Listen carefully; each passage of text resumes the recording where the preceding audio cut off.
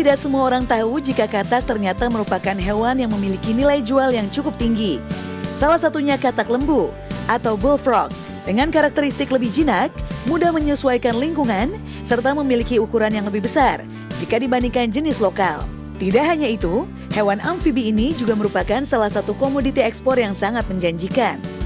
Tak heran, semakin banyak orang yang mulai tertarik untuk membudidayakan kodok lembu sebagai salah satu ide bisnis. Dan berikut cara budidaya katak lembu versi Biz Update. Dalam memelihara katak lembu dapat dikatakan gampang-gampang susah. Hal pertama yang perlu disiapkan adalah kolam. Usahakan kolam memiliki sumber air yang melimpah serta selalu dijaga kebersihannya. Jangan lupa kolam harus memiliki penutup atau atap dan tetap perhatikan suhu dalam kolam guna mencegah katak stres dan mati. Jangan lupa kolam harus sedikit lebih miring guna katak dapat berada di area yang kering. Selanjutnya adalah persiapan bibit katak. Usahakan bibit yang berkualitas. Pilihlah anakan katak kecebong dengan ukuran minimal seujung jari. Namun bagi Anda yang pemula, usahakan membeli bibit katak percil atau katak muda. Karena lebih mudah dalam perawatannya, serta memiliki tingkat kematian yang rendah. Selain itu, bibit katak percil merupakan anakan katak sempurna dari bibit menuju katak sempurna. Ini pemirsa, percil yang udah mau hilang ekornya. Ini dari telur itu udah 3 bulan 4 bulan, udah mulai jadi percil, tapi masih ada ekornya dikit. Yang ini saya maksud mau saya pindah ke kolam khusus untuk percil sini. Selanjutnya pemberian pakan. Usahakan kecebong tidak langsung diberi pakan secara langsung saat baru dipelihara. Biarkan anak kecebong selama 12 jam di dalam kolam. Hal ini berguna agar kecebong dapat beradaptasi terlebih dahulu. Untuk pakan sendiri, percil dapat diberikan pelet, pur, atau pakan ikan. Dalam pemberian pakan usahakan tidak terlalu banyak dan hanya dilakukan sekali sehari. Yang dilakukan antara pukul 7 pagi atau 9 pagi. Dan untuk percil sebanyak 2 kali sehari. Pembersihan kolam. Usahakan selalu menjaga kebersihan kolam dengan rajin menguras 2 hingga 3 kali sehari. Jangan lupa juga untuk memberikan cairan probiotik. Khusus untuk kecebong katak lembu yang sudah memiliki kaki sempurna, harus langsung dipisahkan ke kolam pembesaran. Selanjutnya panen. Katak lembu umumnya sudah dapat dipanen jika mencapai bobot berkisar antara 2 hingga 3,5 ons per ekor. Inilah pentingnya untuk melakukan sortir. Harga katak lembu di pasaran berkisar antara Rp50.000 hingga jutaan rupiah per ekor tergantung berat dan jenisnya.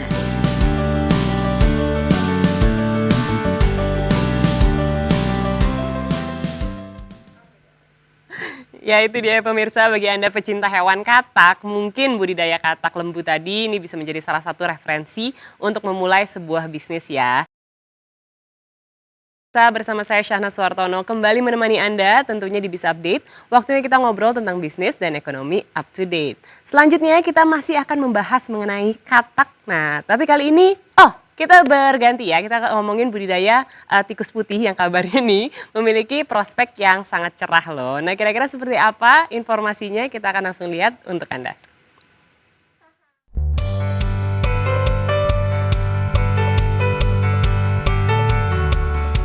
Mus musculus atau lebih dikenal sebagai tikus putih merupakan jenis tikus yang seringkali menjadi santapan lezat bagi burung karnivora maupun hewan reptil. Namun siapa sangka jika tikus mungil ini memiliki prospek bisnis yang cukup cerah karena memiliki nilai jual yang tinggi dengan cakupan pasar yang luas. Selain untuk pakan hewan pemakan daging, tikus putih juga sangat dibutuhkan oleh laboratorium-laboratorium penelitian maupun para akademisi dari berbagai fakultas seperti farmasi dan kedokteran. Nah, seperti apakah budidaya tikus putih atau yang akrab dikenal sebagai mencit ini dan mengapa dipilih sebagai objek penelitian? Berikut ulasannya dalam Biz Update hari ini. Alasan ilmuwan memilih tikus berwarna putih sebagai objek percobaan dalam penelitian dikarenakan tikus putih memiliki karakteristik genetik yang mirip dengan manusia. Menurut ilmu biologi, perilaku tikus juga mirip dengan manusia dan banyak gejala atau penyakit yang dapat direplikasikan kepada tikus putih untuk merumuskan obat bagi manusia. Menurut Foundation for Biomedical Research, 95% dari semua hewan lab merupakan tikus. Selain itu, tikus mudah dirawat, ditampung, dan mampu beradaptasi dengan baik pada lingkungan barunya. Banyak orang kini mulai tertarik membudidayakan jenis tikus putih di tanah air. Dari segi bisnis, hewan pengerat ini tidaklah membutuhkan modal besar dan perawatan yang sulit. Hanya keperluan kandang di lahan yang tak terlalu luas, makanan dan juga kebersihan. Selain itu, hewan pemakan biji-bijian ini dapat dipanen setiap bulan karena sangat mudah beranak pinak. Dengan waktu kehamilan yang dibutuhkan hanya selama 20 hari saja. Dan satu ekor tikus putih mampu beranak sampai 12 anakan dalam satu kali proses kelahirannya. Berdasarkan pemaparan dari Guru Besar Fakultas Peternakan Institut Pertanian Bogor, Si Hombing, peluang pasar bagi tikus putih masih terbuka lebar, baik dalam negeri maupun luar negeri, seperti halnya yang dilakukan oleh Fakultas Peternakan IPB yang selalu melakukan suplai tikus putih untuk keperluan percobaan oleh mahasiswa, dosen, dan bahkan sebagian hasil panen mampu diekspor ke negara Jepang. Dari pengakuan Husni, pemasok pakan binatang di Pasar Ngasem, Yogyakarta, ia mampu melepas tikus putih sebanyak 300 ekor setiap hari. Tikus putih dewasa ia jual seharga Rp7.500 per ekor, tikus putih sebesar ibu jari Rp4.000 per ekor, dan tikus putih anakan seperti mencit dijual seharga Rp2.500 per ekor. Para konsumen itu menurutnya datang dari berbagai daerah dan biasanya mereka mencari mencit untuk makanan hewan peliharaan, jenis reptil seperti ular, kura-kura, dan burung elang. Selain itu, permintaan dari ribuan pet shop yang tersebar juga membutuhkan suplai tikus putih dari dirinya. Cukup menguntungkan bukan? Bagaimana pemirsa di rumah? Sudah ingin mencoba usaha tikus putih ini? Nah itu ya, mungkin ini bisa jadi pilihan untuk Anda yang tidak takut atau tidak geli sama sekali sama hewan-hewan seperti ini ya. Bisa dicoba pastinya.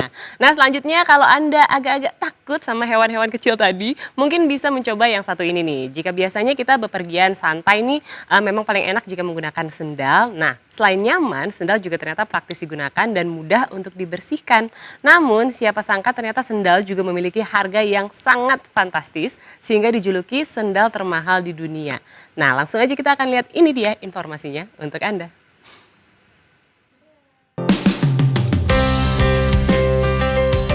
Sendal jepit, tentu siapapun sangat menyukai alas kaki ini. Selain harganya yang murah, sendal jepit juga sangat nyaman dipakai. Namun apa jadinya jika sendal jepit yang memiliki harga selangit? Berikut daftar sendal jepit termahal yang telah BIS Update rangkum untuk Anda.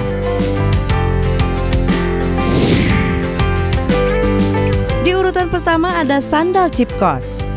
Sandal jepit yang diklaim sebagai sandal jepit termahal ini memiliki harga yang tidak kaleng-kaleng.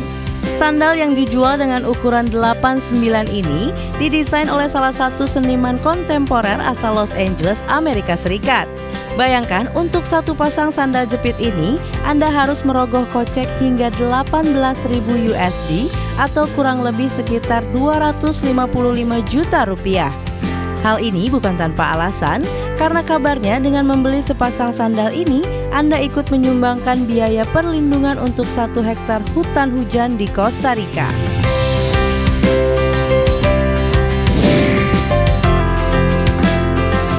Di urutan kedua ada sandal jepit termahal yang diproduksi oleh salah satu brand perhiasan ternama dunia, H-Train. Bayangkan sepasang sandal jepit ini dihargai mencapai 17.000 USD atau sekitar 241 juta rupiah. Hal ini bukan tanpa alasan. Sandal H-Train ini dilengkapi dengan emas dan berlian pada talinya. Tak hanya itu, alasan sandal ini menjadi sangat mahal karena sandal ini hanya diproduksi satu pasang saja.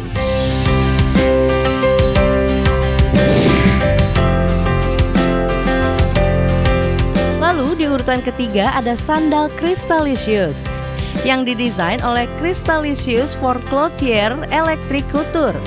Berbeda dengan sandal yang pertama dan kedua, sandal yang didesain dengan tema rock and roll ini hanya seharga 1,8 ribu USD atau setara dengan 26 juta rupiah.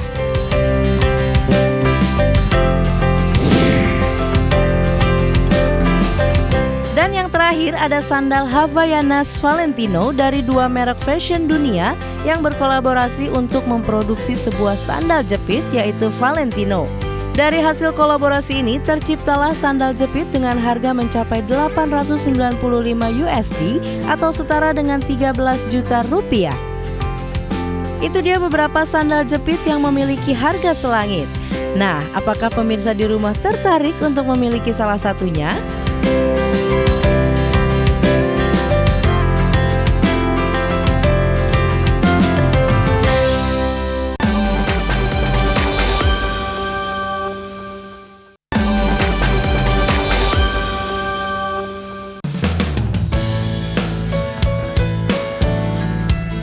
Kerajinan tangan buatan Indonesia memang memiliki kualitas dan keunikan tersendiri. Tidak heran jika banyak produk kerajinan tangan buatan Indonesia yang dijual mahal di luar negeri. Adapun kerajinan tangan yang berharga murah biasanya digunakan untuk keperluan dapur. Sebut saja tampah atau nampah. Alat yang berbentuk lingkaran dan terbuat dari anyaman bambu tersebut biasanya digunakan untuk menampi atau membersihkan beras. Adapun di Indonesia harga tampah terbilang murah dengan harga Rp25.000 atau bahkan bisa lebih rendah. Namun berbeda dengan tampah di luar negeri, menjadi sebuah karya seni yang dijual dengan harga yang tinggi. Belum lama ini akun Twitter bernama @zurimilf mengunggah laman website Pottery Barn yang menjual tampah dengan harga $299 Amerika atau setara dengan 4,3 juta rupiah.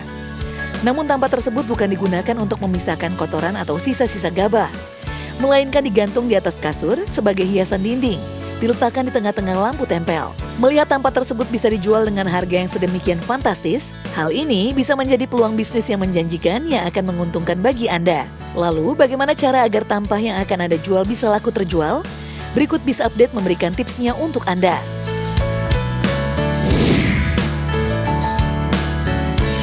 Memproduksi kerajinan bambu tidak hanya diperuntukkan untuk kebutuhan dapur saja.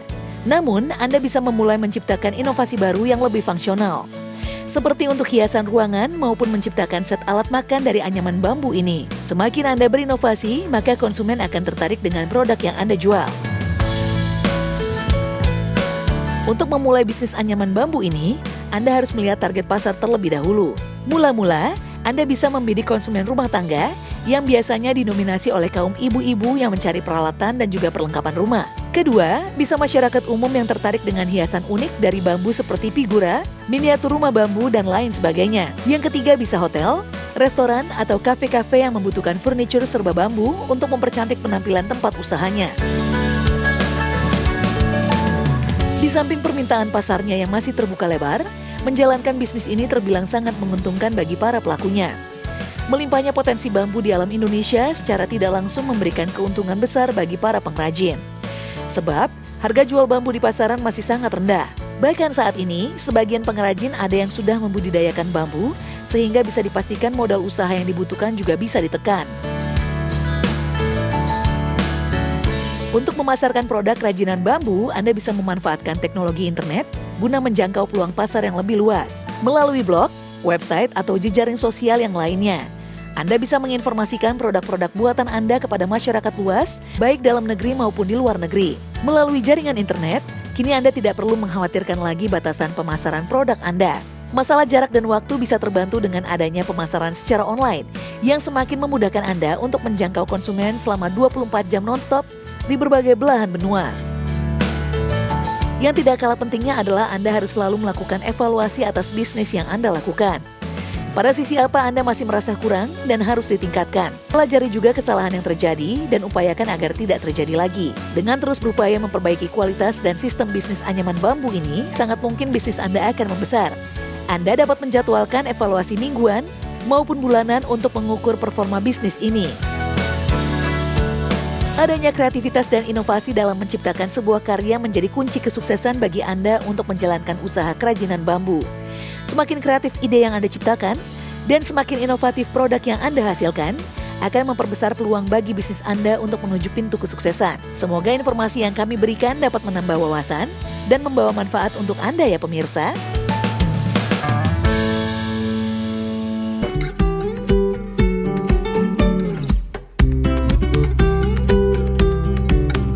Teripang termasuk salah satu biota laut yang sudah lama diperdagangkan dengan nilai ekonomi yang sangat menjanjikan karena kandungan gizinya yang tinggi. Namun tidak semua jenis teripang yang hidup di laut dapat diperjualbelikan. Berbagai sumber menyatakan ada sekitar 1.700 jenis teripang di seluruh dunia, sedangkan di Indonesia ada sekitar 400 spesies dan hanya 56 jenis yang dapat diperdagangkan, yaitu teripang pasir, perut hitam, susuan, perut merah, dan teripang nanas. Indonesia sendiri rutin mengekspor teripang ke Tiongkok, Hong Kong, dan Singapura. Harga 1 kg teripang ditaksir mencapai $3.000 Amerika Serikat atau setara dengan 45 juta rupiah tergantung jenisnya.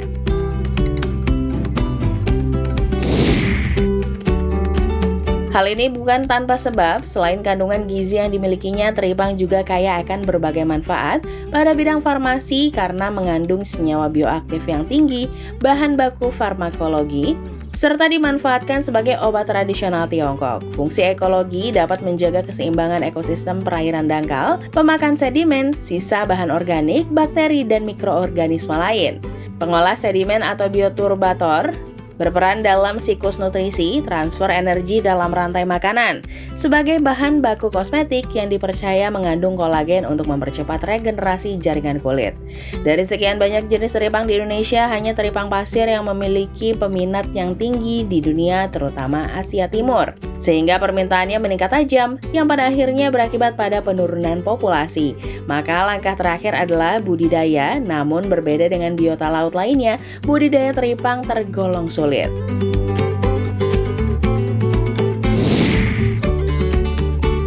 Lokasi untuk budidaya haruslah memiliki dasar perairan pasir dengan lumpur yang ditumbuhi lamun atau seagrass dengan tinggi air maksimal 40-80 cm.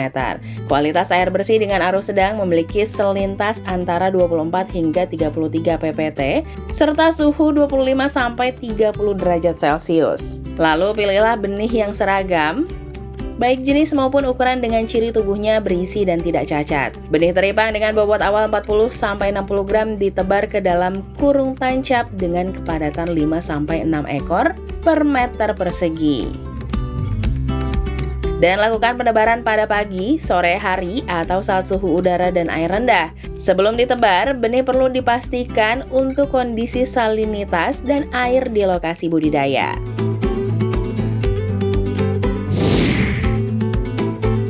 Pemberian pakan terdiri dari mikroorganisme seperti bakteri dan protozoa, jasad bentos, makroalga, dan detritus yang dapat berupa kotoran ayam, kompos, sebanyak 1 kali dalam seminggu. Usahakan pemberian pakan dilakukan pada saat air surut. Pakan ini berfungsi sebagai pupuk untuk merangsang pertumbuhan diatomae yang merupakan pakan utama teripang.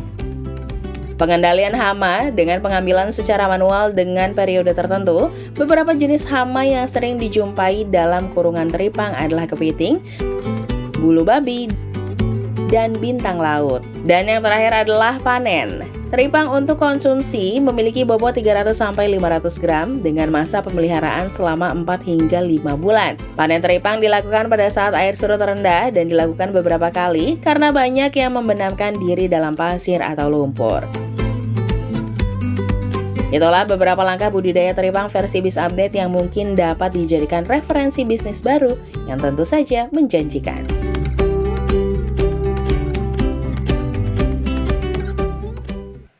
Yikes! Nah, tapi ternyata budidaya teripang ini masih menjadi salah satu ide usaha yang menjanjikan ya, pemirsa. Oke, baiklah. Kita beralih ke informasi selanjutnya. Jika biasanya nih kita memilih daging ikan untuk dikonsumsi, namun ternyata berbeda dengan masyarakat yang berada di Indramayu yang memanfaatkan isi perut ikan untuk dijadikan lahan penghasilan. Jadi isi dari perut ikan ini sendiri ternyata memiliki harga jual yang cukup fantastis loh, pemirsa. Nah, saya jadi penasaran nih seperti apa ya. Namun sayangnya informasi ini juga sekaligus menutup perjumpaan kita. Jadi saatnya saya Syahna Suwartono pamit. Jangan lupa untuk selalu menjaga kesehatan Anda dengan rajin mencuci tangan, memakai masker, dan tentu saja hindari keramaian. Tetap saksikan Biz Update setiap hari Senin sampai dengan Jumat. Sampai jumpa.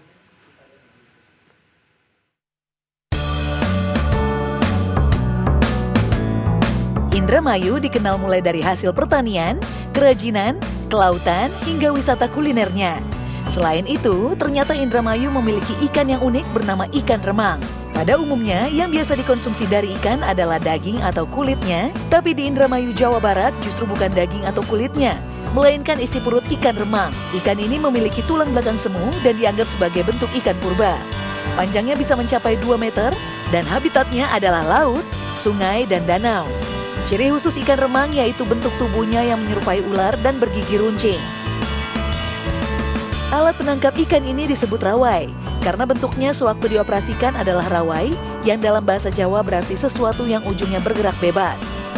Rawai secara harfiah dapat diartikan dengan tali panjang. Hal ini karena alat penangkapan tersebut konstruksinya berbentuk rangkaian tali temali yang disambung-sambung sehingga membentuk tali yang panjang dengan beratus-ratus tali cabang. Pada tiap-tiap ujung cabangnya diikatkan sebuah pancing. Perut ikan remang atau yang biasa disebut hipio sangat diminati oleh pasar luar negeri, umumnya untuk bahan membuat kerupuk atau sosis. Sumber kolagen, lem tahan air, hingga alat pemurni minuman beralkohol. Bahkan katanya ada yang diolah menjadi benang operasi yang digunakan dokter. Perut ikan ini juga disebut sebagai gelembung atau pelampung karena memang bentuknya seperti gelembung. Setelah pengambilan gelembungnya selesai, gelembung tadi akan diisi angin atau ditiup dengan tujuan agar bentuknya tidak berubah setelah dikeringkan nanti. Gelembung akan dijemur seharian jika matahari terik. 1 kilogram perut ikan remang kering memiliki nilai ekonomi yang cukup besar, bahkan bisa mencapai 2 hingga 5 juta rupiah. Wow, harga yang fantastis ya. Kenapa bisa mahal? Perut ikan remang ini memang mengandung kolagen yang tinggi dan sangat baik untuk regenerasi sel kulit mati. Cocok juga untuk efek awet muda. Di Korea, hipio digunakan sebagai salah satu bahan produk kecantikan. Kalau di China, perut ikan remang dinikmati sebagai olahan sup. Sementara di Indramayu, dinikmati dalam bentuk oseng-oseng. Itulah dia pemirsa isi perut ikan remang yang merupakan limbah ikan tapi bisa menjadi berkah, bahkan menghasilkan nilai yang sangat fantastis.